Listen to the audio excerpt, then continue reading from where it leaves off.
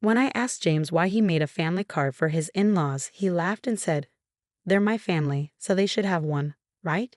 You got a problem with that?" He added, "If you knew who helped you when you were alone, you wouldn't talk like that, would you?" His confident tone surprised me. Was James always like this? He asked. "If you're grateful, you should do more for my family. Then you'll be part of it. Until then, you're like you're on a trial." I never heard of a trial in marriage before. James explained. I was silent. "It means you're not fully part of the family yet. If you don't like it, you can leave any time. For now, our family is just the six of us." I was shocked.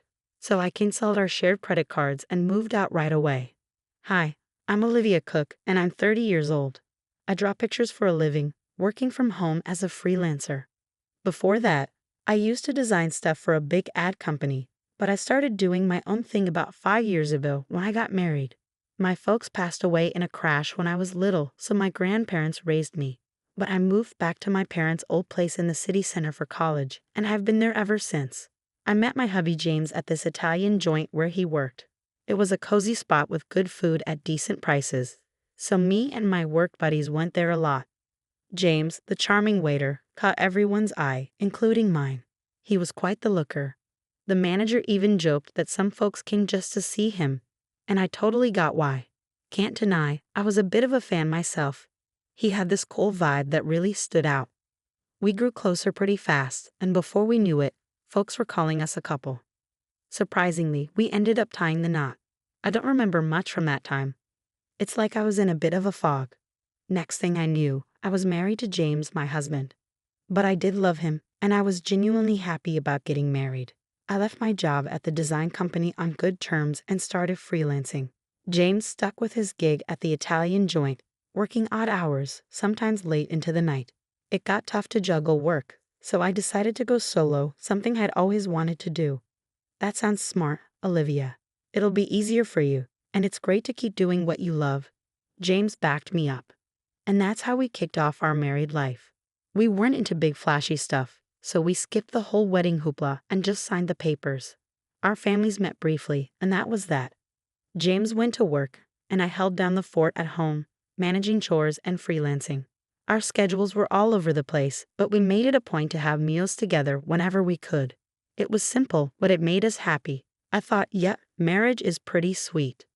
About a year into our marriage, things took a turn for the worse. My family wants to visit. Is that cool? James asked one day. Sure, I replied. I was actually looking forward to it. I'd only had a brief encounter with James's family before, so I figured this would be a good chance to bond with them. Having lost my own parents early on, I always admired James's big family, but when they arrived, 5 of them, I was left stunned. Hey, which room's mine? His sister blurted out as soon as they stepped in. She's 35, 3 years older than both James and me, and works at a local store. Her abruptness caught me off guard. She seemed so different from the polite person I'd met before. James's 22-year-old sister was there too, but she stayed quiet, barely saying a word, just like when we first met. Following James's sister's hurried lead, I showed them to the guest room, and James's parents to my parents' old room, the only one in Japanese style. I thought it'd suit them best. Once they settled into their rooms, James's sister declared, "Well, since we're all under the same roof now, you better start treating our family right." I was puzzled by her words, but when I turned to James for clarification, he simply chuckled in a way I'd never heard before. Turns out, they'd given up their place and moved in here without telling me, he explained. Sorry, our family home had to be vacated suddenly, and they had nowhere else to go. I wish he'd informed me earlier. I had assumed it was just for a day or two, not a long. James's family didn't hold back. From the moment they moved in, all 4 of them expected me to handle everything while they did nothing, saying whatever they pleased. They made no effort to find jobs or a place of their own. When I asked about their employment, I got yet another surprise. "Oh, I quit that awful job at the supermarket," his sister confessed. She was working, but it turned out to be just a part-time gig. I'd assumed she had a full-time job given her age, but she admitted she hadn't held a steady job since high school. James's parents also had part-time jobs they gave up before moving in, and his other sister, well, she was unemployed. She claimed to be a student, but that wasn't true. "Why should I work when I'm part of a well-off family now?" she reasoned. When I asked who she was referring to, I received another startling response. You obviously. You received a hefty settlement and insurance payout after your parents' accident, and you don't even have a mortgage on this place. You can live comfortably without having to work, James's sister remarked, chuckling. I voiced my concerns to James when he returned home, but he erupted in a manner I'd never witnessed before. Everyone's exhausted from being suddenly uprooted. Give them some time to recuperate. Or do you want to kick out my family, Olivia? I was stunned into silence. Then, abruptly, James softened his tone. I'm sorry for yelling. It's been a tough day for me too. Can you please try to be a bit more understanding? Looking back, James was adept at manipulating situations with a blend of kindness and severity. But in that moment, I failed to see it, agreeing to endure a bit longer. The situation with James's family grew more oppressive. They treated me like a servant at home and demanded money whenever they went out. We can't even look for jobs without some cash, can we? It's only fair, but if we can't find work, we'll just keep staying here, they reasoned. Reluctantly, I handed over some money, which they claimed to have used up without any luck in the job hunt.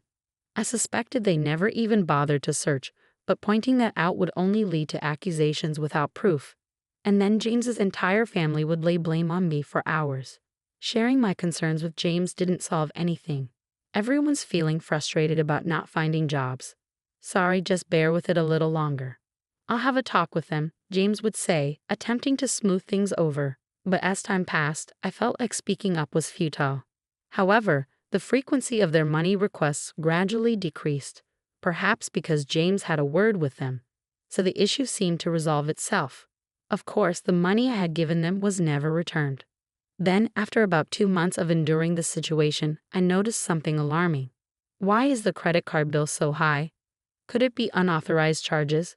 Quickly checking the statement, I found that all the expenses were made with family credit cards. The purchases ranged from food and drinks to books, games, and even luxury brand bags and clothing. Each purchase was assigned a number from 1 to 6, indicating that 6 family credit cards had been issued. These credit cards were under my name, with James using the family cards. It seems like you'd handle this better, and it's easier to manage payments, right? Can I entrust it to you? He had asked, and I ended up taking charge of them. However, it turned out these family cards had been issued without my knowledge. James's family stopped requesting money because they could now make credit card payments and withdraw cash. When I confronted James about why he made family cards for his in-laws without consulting me, he chuckled and replied, well, you complain when they say they're broke, so what else could I do? Plus, you know who supported you when you were alone, right? Can you really speak like that to the important family of your benefactor? His bold tone left me speechless, unlike anything I'd heard before. Was James always like this? If you're thankful, you should do more for my family. Then I'll accept you as part of the family too. Until then, think of it like you're still in a trial period, he continued. I'd never heard of a trial period in marriage before. Seeing my silence, James pushed on. This means you're not officially part of the family yet. If you're not okay with it, you're free to leave anytime. Right now, it's just the 5 of us in our family. Useless freeloaders. Leave, he concluded. That's when I realized James's true character. I felt like all the color drained from my face. Stunned, I contemplated divorcing James. In fact, I began questioning why I even married him in the first place. At first, I was drawn to him simply because he was attractive, like many other women. I was infatuated with his looks without any real reason. Then, on one occasion when I went to the restroom, James approached me. You seem different, Olivia. Kind of mysterious. Sorry, I shouldn't say that to a customer, he said. I was taken aback but intrigued, and I found myself paying more attention to him over time. Maybe that was his strategy to make me like him. Looking back calmly, it all adds up. I remember once a colleague joked that I was a wealthy lady living alone in a condo, and it was after that James started chatting with me, perhaps because he was interested in my wealth and condo. Honestly, James wasn't exactly my type, to put it nicely. He was more modern, if I'm being blunt. He seemed a bit superficial. I preferred mature men who spoke softly and seriously. Yet, somehow, I ended up falling for James. I always found that perplexing, considering he was the typical handsome guy who could easily charm a woman, especially someone like me, who was new to the working world and not accustomed to men. I fell for his tricks and ended up marrying him. Thinking about it now left me feeling frustrated and ashamed. I wanted to lash out and break things around the house, but I knew better than to act on that impulse. Instead, I resolved to seek revenge. To accomplish that, I had to endure this situation a while longer, much like James manipulated me. My plan was to gain control over his entire family. The condo we lived in was purchased by my father with a mortgage shortly after I was born. It wasn't very costly back then, but with the rapid development of the area and the addition of a new shopping center nearby, it's now considered a luxury residence. My parents, hopeful for more children, invested in a spacious condo. That's why there's enough space, even with James's family moving in. However, despite its ample size, having James's family around proved to be a nuisance for me, especially while working from home. I endured it solely for the sake of revenge. As James's sister pointed out, there's no mortgage payment for this condo. When I was 4, both of my parents tragically died in a car accident. They were returning from my paternal grandfather's funeral when they collided with a speeding car on the freeway. I was supposed to accompany them that day, but I had caught the flu that was circulating and had a high fever. Consequently, my maternal grandparents came to the condo where we resided with my parents to care for me, leaving me as the sole survivor. The mortgage payments were covered by the group credit life insurance, so the only housing costs I incurred were the management fees and property taxes. Upon seeing the amount, James proposed contributing just a bit more than that to our household expenses. Since there's no mortgage, if I pitch in that much, we should be able to manage with Olivia's income, right? We'll each use our own earnings for personal expenses. Sounds fair, doesn't it? He suggested. I agreed, thinking perhaps he had a point. Until then, I had been solely responsible for all expenses, so I believed his contribution would alleviate some of my burden. Looking back, it was naive of me, but at the time, I was blinded by my love for James and simply went along with whatever he proposed. James likely sees himself as the head of the household and the one providing for me, which is why he can so casually refer to me as a parasite. However, the reality was starkly different. I was the one footing most of the bills, covering expenses like utilities, groceries, social outings, and entertainment. Now, with 5 additional dependents in the household, managing with just my income was becoming impossible. I was eager to rid myself of this burden as soon as possible, but I feigned ignorance and endured it.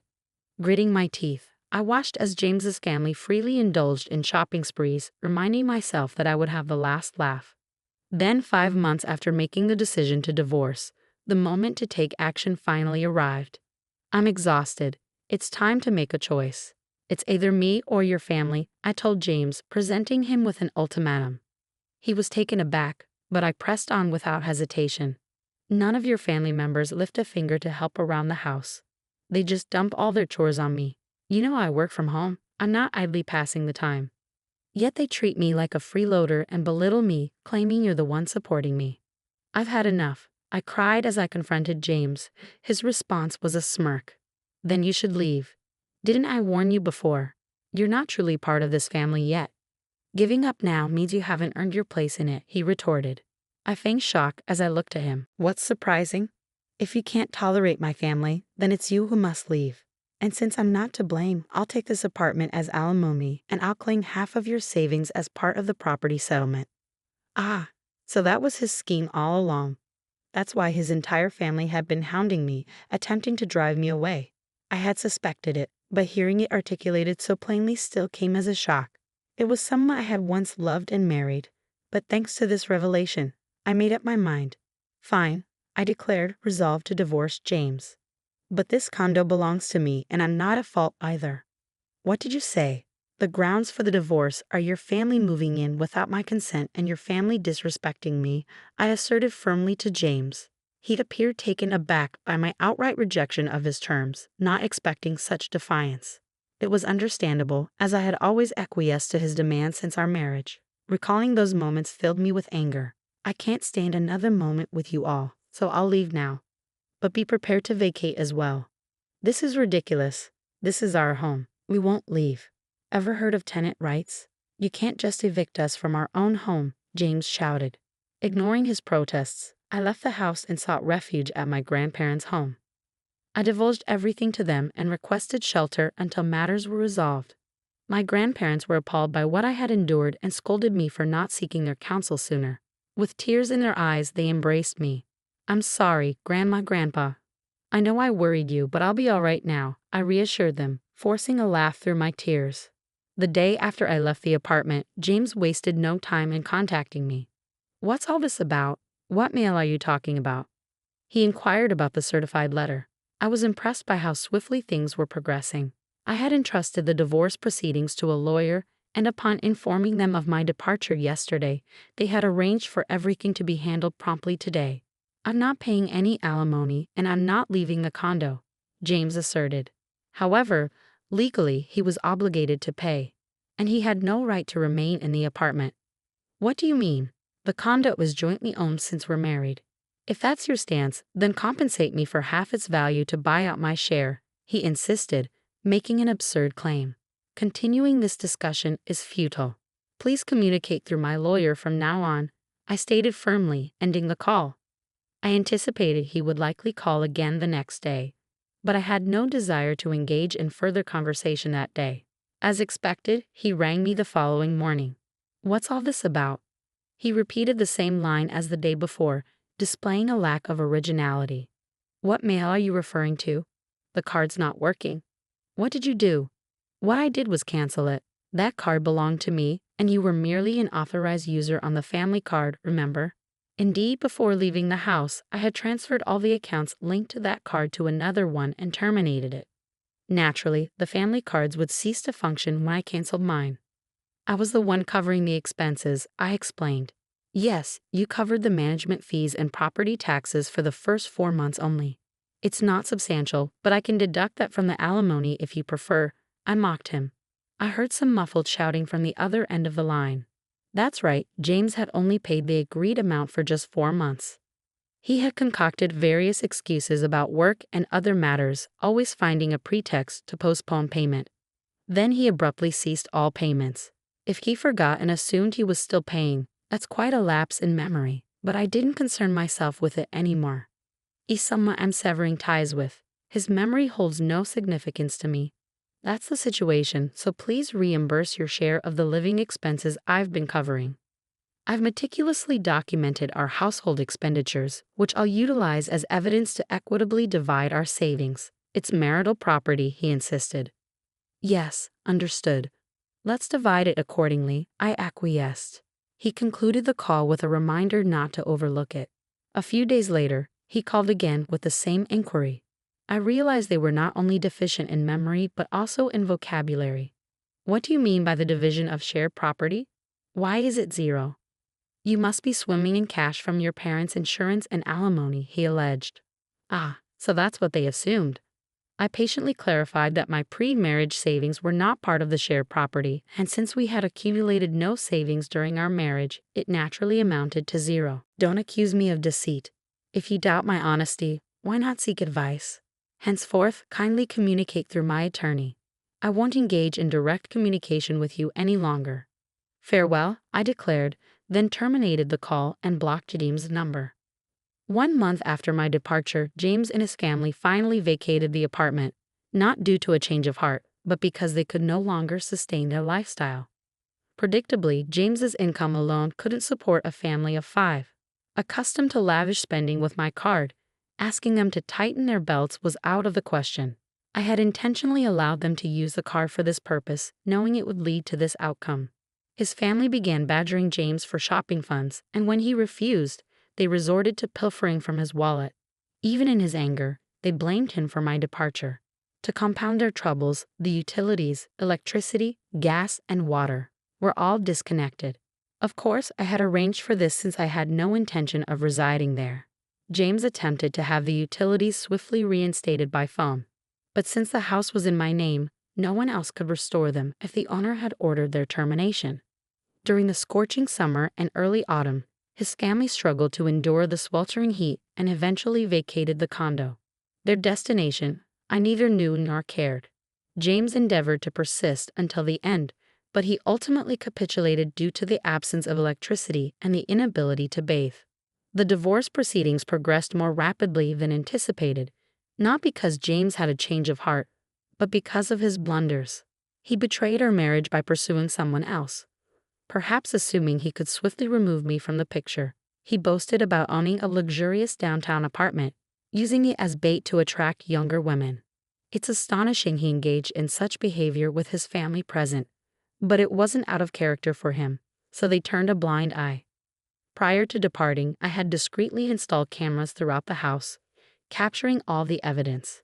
Perhaps he underestimated me, but his disrespect was undeniable. He brought his family into my home without consent, racked up expenses on a family card, and left me with a bill, ousted me, and engaged in infidelity. I demanded significant compensation and alimony for these transgressions. When James saw the amount, he visibly paled and begged desperately for reconciliation. However, I harbored no such intentions. Aware of his inability to pay, I pressured him to borrow as much as possible from his company and seized whatever assets I could. When I threatened legal action for fraudulent use of the family card, he reluctantly agreed to my terms. I can only hope he makes diligent efforts to repay his debts. The divorce is now finalized, and I am currently residing at my grandparents' place. I haven't decided what to do with the apartment yet.